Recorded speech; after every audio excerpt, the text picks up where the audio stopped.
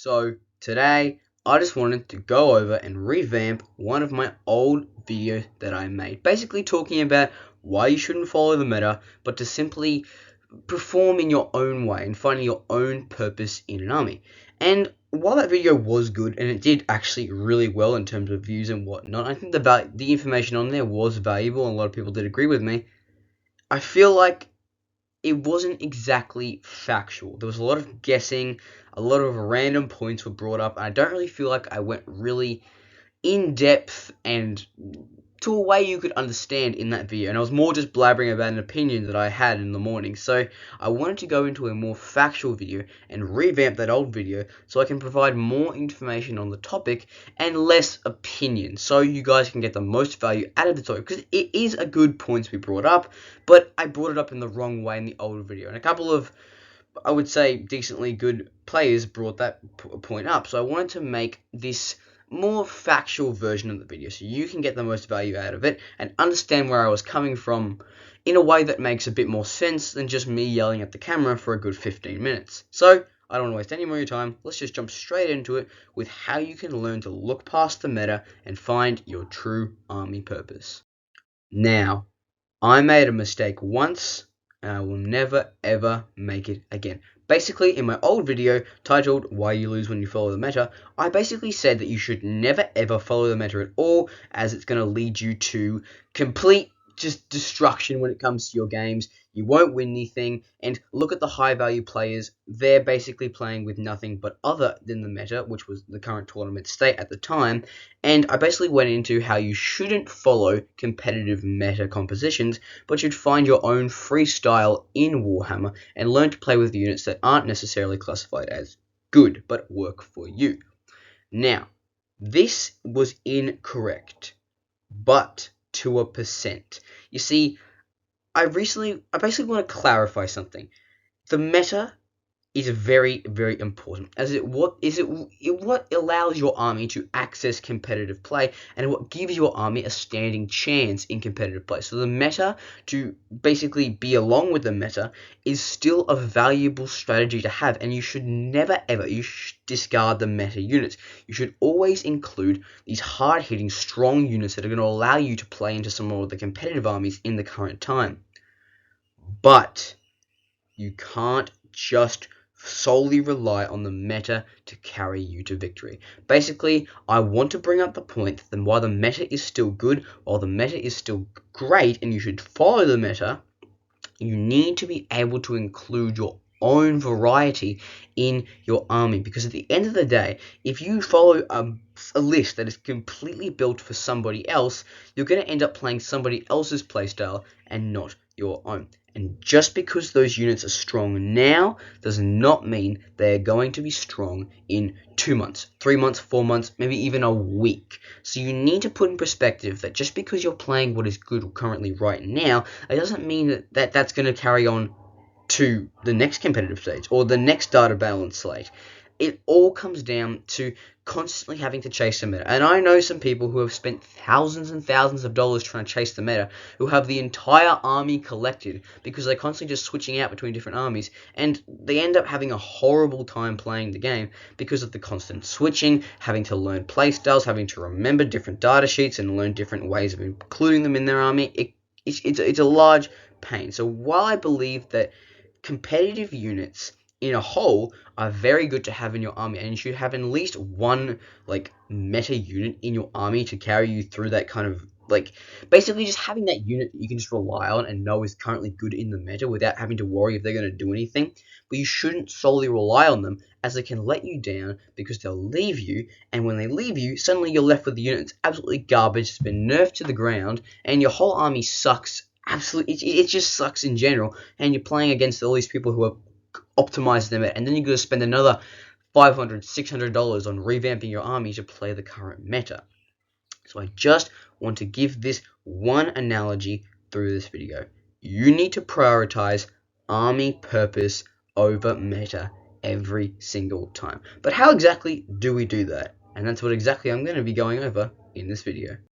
Now, no matter how many words I blabber on about in this video, there's one lesson that I want you to take away compared to everything else I'm going to say. And that's going to be you need to learn to prioritize you in specific situations above the meta when you're building your 40k list. Now, I am not saying discard the meta completely and go free wild style and build whatever you want, no rules attached. You need to learn to also include the meta. Don't go writing me these 300-word paragraphs in the comments about how wrong I am without even watching the full goddamn video.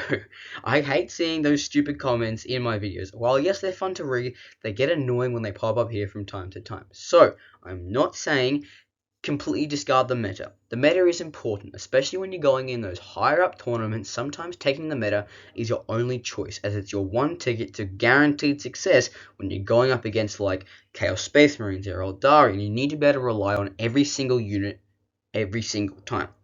But what I want to say is if you're not going in those crazy tournaments, which 95% of the people watching this video are, going meta crazy is going to drive you regular crazy. You see, going through the meta and purely focusing on units that are currently good now are going to drive you into this long road of continuously switching out units until eventually you have the optimized list. The meta is going to change every few months, and suddenly you got to completely revamp your army. You got to have now vehicles, or you got to go completely infantry, or you got to go completely artillery shells if you're playing freaking Imperial Guard, or you got to go purely Horde army with Tyranids, or you got to go blah blah blah, all this and this and this, and you got to switch armies sometimes even. So I want to tell you this: if you're gonna be a meta chaser, you got to know this: it's not fun, and it's basically meant for competitive. So what I want to say is, if you're turning into a meta chaser and you actually feel like you want to be a meta chaser, be willing to spend a lot of money and be willing to lose all the fun in 40k in the first place. It's very, very tough. I know people who do it, and it's a very hard kind of place to be in, because unless you've got all this money to spend and all this free time to learn every single inch of every army and every single data slate update, you don't want to really be a meta chaser. And that's meant for people who are really dedicated to competitive, which in a term is still very viable and still very usable, and it doesn't take as much effort as I'm really prescribing to you, as it can be a lot simpler, but it's still a long, expensive, hard process to be constantly keeping up with what's good. So what I want to say to you is, if you're not playing competitive and you're not playing tournaments, listen to what I'm about to say. People who say that certain units are bad, and people who will describe certain units are bad, might be the golden ticket to other people's lists that will allow them to win tons and tons and tons of games. Do not just listen to what people think is good, because what they think is good and what they think is bad might be horrible to you or fantastic to you, because they play differently. Their minds work differently. You see, to play 40k, you kind of have to have a different mindset. You have to be more strategically, and you have to be more aware of your surroundings. It's like chess, but you need to be 10 times more knowledgeable about what your army does and 10 times more knowledgeable about what your army does. So learning takes a lot more exemplar. So what people might say is absolutely horrendous and horrible might be actually really good for you. You just don't know about it because you've never goddamn tried it. You're too busy trying to follow the meta and build your list in this exact perfect way that you completely discard all these units that might be so good for you. And so what I want to say is that you should build your list to include meta units, but also to include units that you know work really well with you, and also you work really well with. Because then you've optimized yourself in a list where you understand everything, but you feel more comfortable to be able to play it, and you can cater for both meta units and personal choice units. Now, to basically be able to sum up my whole point I'm trying to bring across to you, I want to give you a live example story of when this happened to me, and I chose playstyle and purpose over simply just the meta. So, when I was revamping my army a couple months back, basically for competitive play, going into T3, doing some more tournament things, just really living up to that more like live game perspective of being in Warhammer so I can give more value to you guys, I wanted to have a third tanky unit in my Spine line. I realized that to be able to provide the most optimal push and kill line go turn with my War, I needed 3 hefty tanky units who could basically bring a threat to require them to shoot instead of just 2. And I wanted another unit who was good, but could also provide more value into kind of infantry base, so my kill line could be even better. And when looking into it, my first initial thought was, oh, Beast Boss on Squigosaur. He gives the Here We Go aura to all the Beast Snagger units, which allows them to have the reroll hit rolls, reroll charge rolls in a 6-inch radius whenever they're charging. Perfect. But looking into him a bit more, I realized something.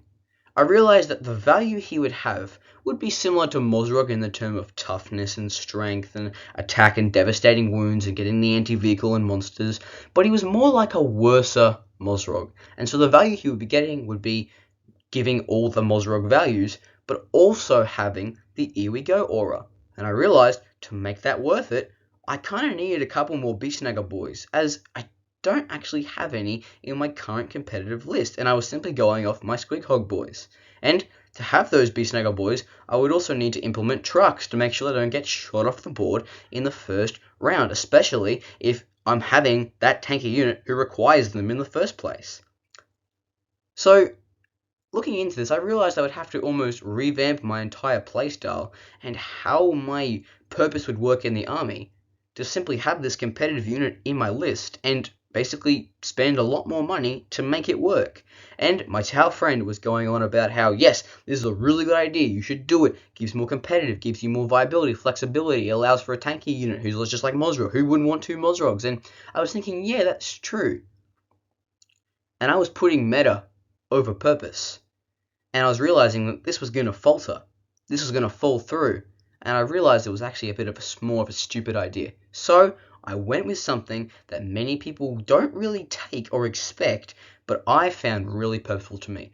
I went with the 5 Mega Knobs and Warboss in Mega Armor combo. When people think about this, they think, what? Warboss and Mega Armor is horrible. He's awful. What? The Mega Knobs aren't even that good. So Happy Crumpet Wargaming says they're awful, and they go on this massive spurg about how bad they are. But I realized that them playing into my army would have a massive threat, with the Warboss giving that -1, basically -1 to the attack when Mega Knobs are making a melee attack, and with Mega Knobs getting devastating wounds in the War turn, suddenly I've got this horrendous War threat to push in, and I can supply more bonuses to infantry because he's a Warboss. So suddenly, I found this more purposeful perspective that allows me to play exactly how I was playing and exactly into my purpose, but also implementing a tanky unit. Now yes, they're not as good as Beast Boss.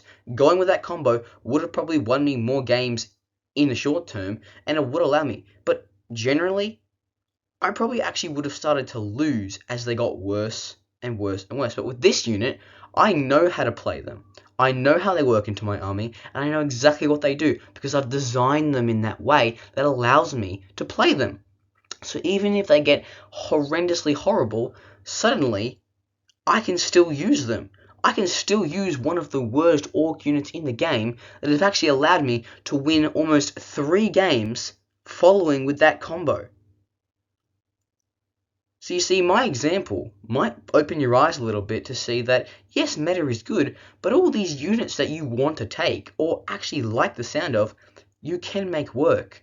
You just need to put a little bit of effort into thinking about how this correlation can basically work. Because just following the meta won't allow you to get the most insight, because technically, if you just copy and paste this list, or you just go off what is currently good, you didn't build that list. You didn't construct it. You don't know how it works in and out. When you build a list like how I built my list, you know exactly what happens and when it happens every single time, because you've built it in a specific way where every unit works in with each other in not just a cohesive way or an aura way, it works in a game way. And that's what we need more of when we're playing 40k. But how do we do this? And that's exactly what I'm going to go over in the next slide.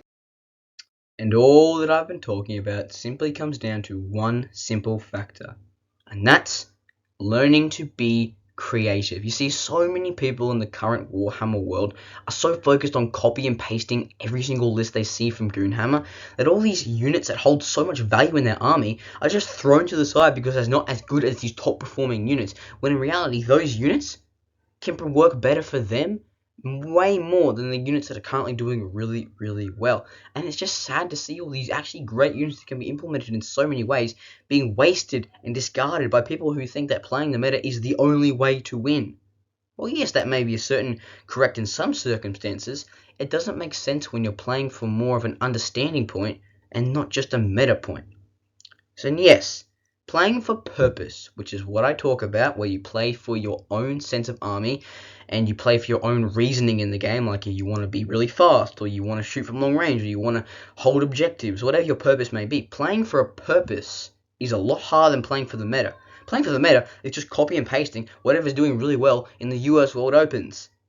But playing for purpose is figuring out how you play best into the army, figuring out the strength of your army, how you play into those strengths, figuring out the weaknesses, how you play in those weaknesses, and then implementing them all together to create a list that works perfectly for you. And that is 10 times harder than just copy and pasting a list from Goonhammer, like I said. But you'll notice something. When you do these more intricate lists, when you learn and take some time to actually put some research into the units that you like and how they can work in your army, and put stratagems and think critically about how you can position them in a way that makes them flexible into your army purpose, you'll learn and realize that your army list, you know head to toe. Because after all, you built that combo. You built that special chosen combo if you're playing Chaos Space Marines, or you built the Death Guard Plague Marine combo with Mortarion or whatever you're going with. You figured that out. And so you know how it works so well. And the best part about it is, all these players who go up against these normal armies, like when they go up against orcs, they're used to Beastnugger boys, knobs, trucks, go forward. But when I play in a completely different way, so that when they see me, they have to completely reinvent the way they think about the army to play against me. And I know how it works so well that I play into them completely differently. Now, I'm not saying I go for a complete Dakajet list where I'm going wild. I still have Mozrog. I still got trucks. I still got the Scalpel unit. I still got these strong units. And I'm not saying you should discard these strong units. But when you have this small 500 to 1,000 point section in your army that is completely based off of you and your own critical thinking into how the game works, it becomes a lot harder to play just a copy and paste way of playing the orcs, because you have to also consider these other units that are putting pressure on your army in a different way that the enemy isn't expected to. Like my 3 mech guns and big mech combo. Suddenly, I actually have 2 viable units instead of just 1 who's good at shooting and can supply great backup fire. So learn to be creative. Think outside the box. Think of what people don't do. Have this small section of your army, this 1,000 to 500 point section of your army that's completely built off you. Go with an old one-eye combo. Go make a massive Rhino combo. Do a small artillery shell tank line if you're playing Imperial Guard. Learn something. What do you play really well into? Do you like assault? Do you like offensive or aggressive? Offensive or defensive? Do you like pushing up or do you like staying back? Do you like shooting or melee? Do you like using stratagems or enhancements more? Do you like playing for scoring or playing for completely tabling? Have a small section of that unit where you completely think critically about how you can creatively implement them into your army so they work really well. Have one side of your army that's meant for meta and one side for purpose, because suddenly you play them so differently than you played a meta, and you finally can actually start enjoying this outside of the box thinking, because suddenly you've built this combo that people don't expect, and it actually works really well into other armies. So what I'm simply trying to say to you is, learn to think outside the box, and you'll be surprised how much fun you start actually having. When you've got these different lists, people actually start having fun, because I'm going to be honest, there's another downside of copying the meta. It's copy and paste. It's these same lists, these Eldari, these Chaos Space Marine lists, these Space Marine lists that go completely off Firestorm and Ironstorm and just copy and paste, copy and paste. It gets boring. So when you have these interesting, cool little mechanics and designs that are different to what everyone else, both of you start having fun. You go, I've never played up against that before, let's go. You learn new skills, you implement them, and you actually start having a lot more fun. And yes, sometimes having fun is less than winning, but if you're not going up against these high-level tournaments and you're playing in these local GameStop tournaments, you can still do really well and actually win some money or win prizes with a purpose-based list over a meta-based list, like I have done when I was versing like my Tyranids friend and my Tau friends and some of my other friends who play Warhammer, my Raven Guard friend, when I play more purposefully into them. I do a lot better than when I just copy the meta completely. So all I'm saying is, consider purposeful units over meta units, and you might see something surprisingly happen in your army.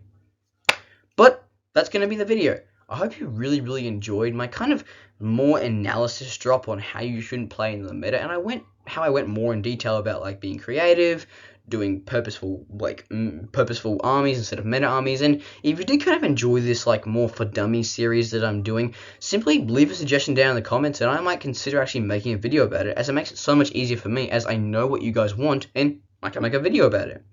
But yeah, like I said, that's going to be on me today, and hope to catch you in the next one.